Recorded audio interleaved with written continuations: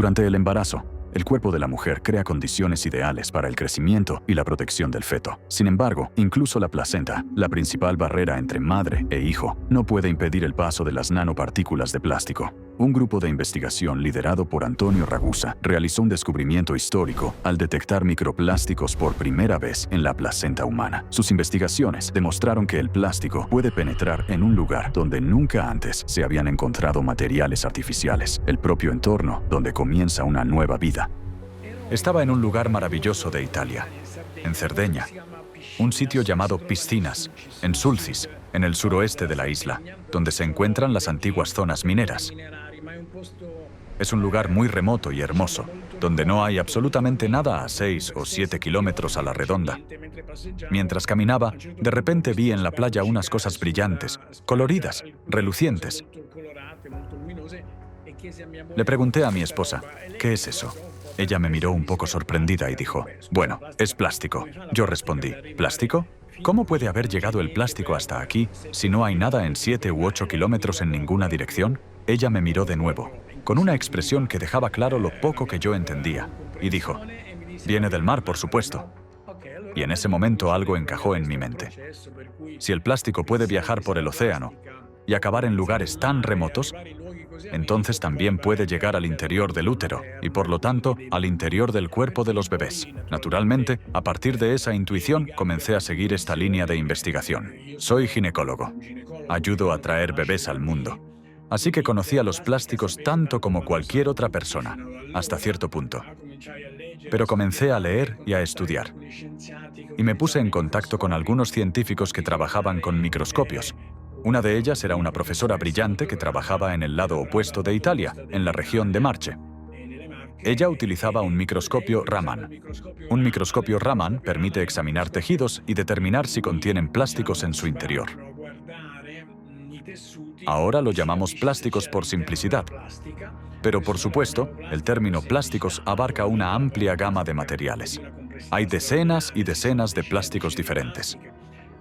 Digamos que son pequeñas piezas, polímeros, es decir, piezas diminutas infinitamente repetidas de ciertos materiales que usamos todos los días, a lo largo del día. Así que enviamos placentas a esta profesora, y ella hizo un trabajo excelente. Pudo localizar e identificar plásticos dentro de las placentas por primera vez. El artículo que publicamos en 2021 causó un pequeño escándalo. Porque la idea de plásticos dentro de la placenta, dentro de nuestros bebés, resultaba impactante para la gente, ya que el plástico que encontramos en los océanos es el mismo plástico que, finalmente, encontramos en los niños. Los micro y nanoplásticos afectan al bebé en el útero. El plástico provoca inflamación y altera el flujo sanguíneo en la placenta. Esto significa que el feto recibe menos oxígeno y menos nutrientes, lo que aumenta el riesgo de restricción del crecimiento intrauterino, hipoxia y parto prematuro. Cuanto mayor es la cantidad de plástico en la placenta, mayor es la probabilidad de que, lamentablemente, los bebés nazcan de forma prematura. Además, estos bebés tienden a ser más pequeños en comparación con aquellos con niveles más bajos de exposición al plástico. Debemos reconocer que el nacimiento prematuro es el principal problema que enfrenta la humanidad hoy en día. En Italia, ocurre en alrededor del 7% de los casos. En Estados Unidos, donde el sistema de salud es claramente menos efectivo que el de Italia, el 12% de los bebés nacen prematuramente. Por lo tanto, en este sentido, un aumento de este porcentaje representaría una carga aún mayor para la humanidad, biológicamente, para las familias y todos los involucrados, y, por supuesto, económicamente, para quienes deben afrontar los costos. Se ha observado que estas partículas pueden ser absorbidas. Estas partículas atraviesan la placenta y luego se encuentran en el embrión, lo que indica que, ya desde etapas muy tempranas de la vida, también hay exposición del embrión. La carga electrostática que transportan los nanoplásticos es especialmente peligrosa en los tejidos embrionarios, donde incluso las alteraciones menores pueden conducir a anomalías en el desarrollo. En otras palabras, comienza a destruir el cuerpo del bebé, incluso en la etapa de su formación. En las últimas 2 décadas, los médicos han documentado un aumento alarmante de los defectos congénitos al nacer. Por ejemplo, en China, la tasa de estos defectos casi se ha triplicado. Se han observado tendencias similares en otros países. Una de las anomalías congénitas de más rápido crecimiento entre los recién nacidos es la gastrosquisis, una malformación de la pared abdominal anterior, en la que los intestinos, y a veces otros órganos, protruyen a través de una hendidura en la cavidad abdominal. La prevalencia de este defecto ha aumentado un 161% en las últimas 3 décadas. Por ejemplo, en Estados Unidos, entre 1995 y 2012, el aumento porcentual de gastrosquisis varió entre el 68% y el 263%. Un número cada vez mayor de niños también nace con hipospadias, una condición en la que la abertura uretral en los niños se encuentra en una posición anormal. En Estados Unidos, por ejemplo, la incidencia de hipospadias ha aumentado aproximadamente un 17% en los últimos 20 años. Actualmente, se observa un aumento en el número de niños con defectos cardíacos congénitos, síndrome de Down y otras anomalías congénitas. Impacto de los micro y nanoplásticos en los niños después del nacimiento. Después del nacimiento, los niños continúan expuestos a partículas de micro y nanoplásticos. Los biberones de plástico, los envases de alimentos y los juguetes son todas fuentes de contaminación. Cuando se agita un biberón con agua tibia, se pueden liberar hasta 16 millones de partículas de microplástico por litro. El agua caliente y la esterilización aceleran aún más este proceso. Como resultado, los lactantes están expuestos diariamente a millones de partículas de microplástico y a billones de nanoplásticos. Los científicos incluso han detectado microplásticos en la leche materna humana. Las investigaciones han demostrado que casi el 40% de las muestras de leche materna, una de las fuentes más esenciales de nutrición infantil, ya contienen micropartículas de plástico peligrosas. Debido a su mayor tasa metabólica y frecuencia respiratoria, los niños inhalan más aire, agua y alimentos por unidad de peso corporal que los adultos. En consecuencia, al mismo nivel de contaminación ambiental, sus cuerpos absorben dosis mayores de microplásticos. Además, las barreras protectoras del cuerpo de un niño aún no están completamente desarrolladas. Esto significa que las partículas de plástico pueden penetrar en los tejidos con mayor facilidad y acumularse en concentraciones más altas. Por ejemplo, en niños menores de 2 años, el hueso etmoides aún no está completamente formado y sus aberturas son más anchas, lo que facilita el paso de partículas de plástico a través de los nervios olfatorios directamente al cerebro. El plástico es un infiltrado, y son principalmente los niños quienes se ven afectados por él. En nuestro artículo científico, que recibió mucha atención y fue ampliamente citado, los denominamos bebés cyborg, refiriéndonos a bebés que están formados por material orgánico pero también por material inorgánico, como el plástico. Estos bebés son de menor tamaño. Por lo general tienen un cerebro más pequeño que el de otros niños, y solo en unos pocos casos se observa una menor acumulación de plástico, ya que este es omnipresente. Debido a la carga electrostática de las partículas de micro y nanoplástico, así como a la presencia de bisfenoles y ftalatos, los sistemas endocrino y reproductivo de los niños se encuentran particularmente en riesgo. Estas sustancias interfieren con la formación y el desarrollo de los órganos reproductivos, lo que podría conducir a la infertilidad en la edad adulta. Según las proyecciones científicas de que para 2045 la humanidad podría enfrentar una infertilidad generalizada, se deduce que los niños nacidos después de 2020 podrían tener una alta probabilidad de no poder concebir su propia descendencia. Tengo 2 hijas pequeñas y para mí, personalmente, todo lo que acabamos de escuchar es aterrador. La verdad es que todavía no comprendemos por completo las consecuencias catastróficas de que nuestros hijos estén expuestos a micro y nanoplásticos. O, como dijo el Dr. Ragusa, se han convertido en niños cyborg. Apenas estamos empezando a dimensionar la magnitud de esta realidad. Y es realmente desgarrador mirar a niños pequeños y darse cuenta de que quizá nunca podrán tener hijos propios. Sin mencionar que sus vidas ya están en riesgo hoy. El sistema inmunológico también está en peligro.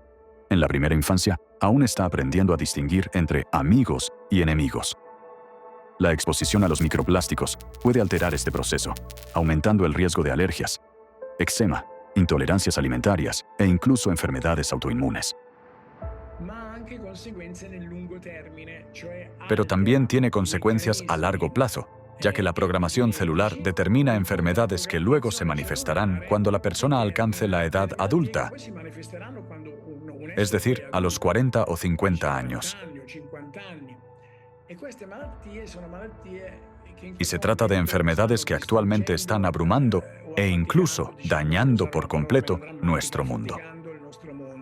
Son las llamadas enfermedades no transmisibles: obesidad, hipertensión, diabetes y síndrome metabólico.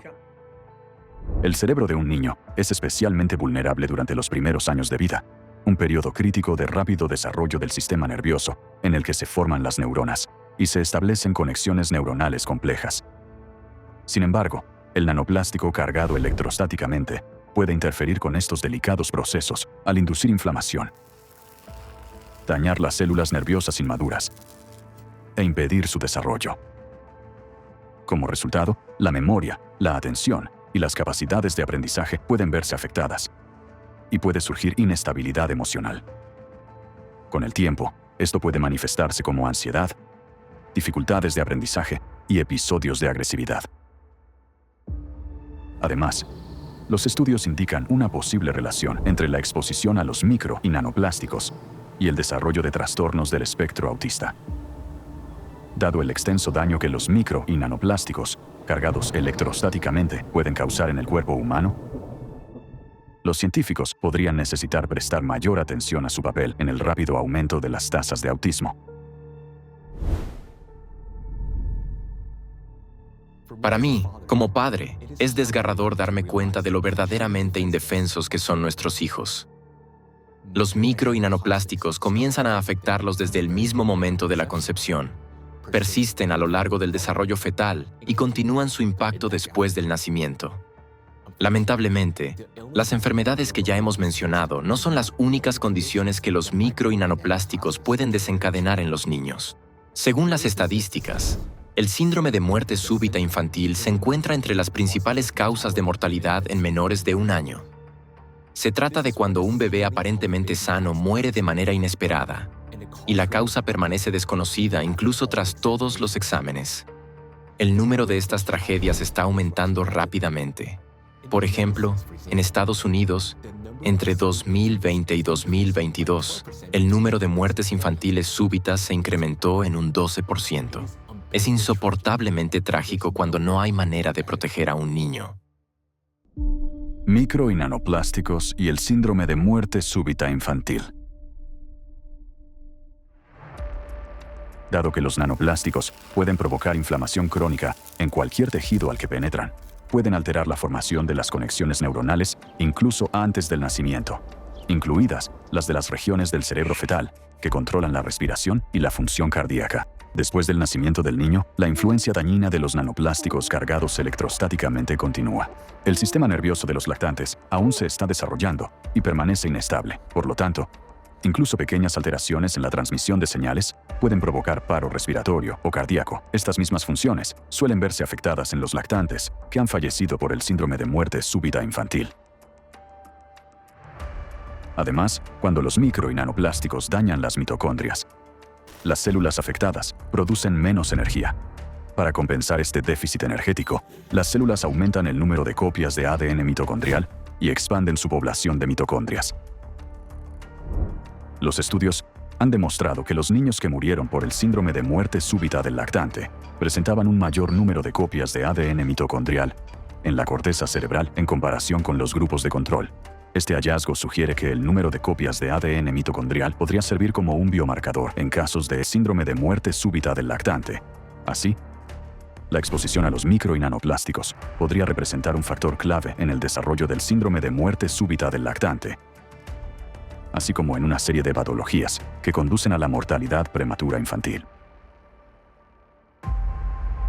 Nosotros no podemos protegernos a nosotros mismos, y mucho menos a nuestros hijos, de los efectos de los micro y nanoplásticos. Aunque el equipo diagnóstico moderno capaz de identificar con precisión las verdaderas causas de enfermedad y muerte aún no está disponible en todas partes, podemos afirmar con un alto grado de certeza que los nanoplásticos contribuyen al desarrollo de muchas enfermedades y pueden acelerar su progresión. En esos raros casos en que se han realizado exámenes post-mortem detallados, Los investigadores han encontrado cantidades significativas de partículas de micro y nanoplástico, precisamente en los órganos y tejidos afectados, por ejemplo, en el tejido cerebral, placas ateroscleróticas, tumores malignos y otras formaciones patológicas.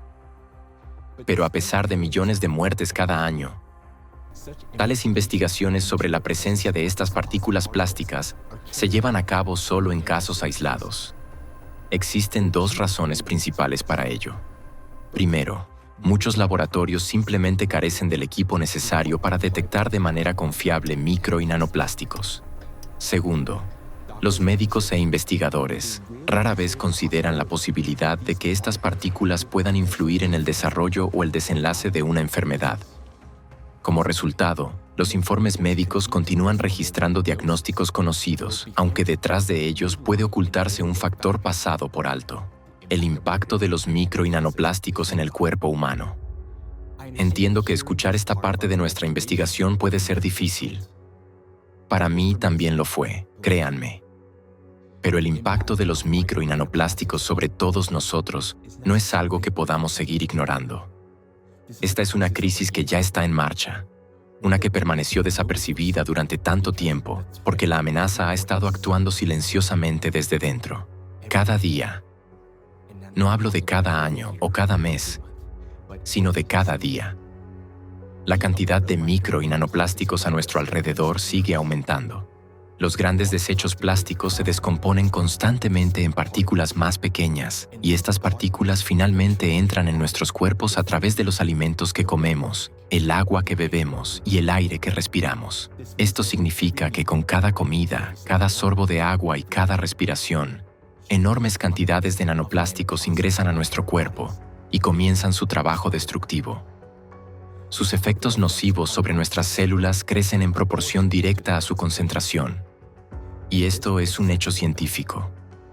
Lo que resulta aún más alarmante es que hoy ya hay tanta cantidad de micro y nanoplásticos acumulados en los océanos que sería suficiente para destruir toda la biosfera, incluidos los humanos, al menos 3 veces.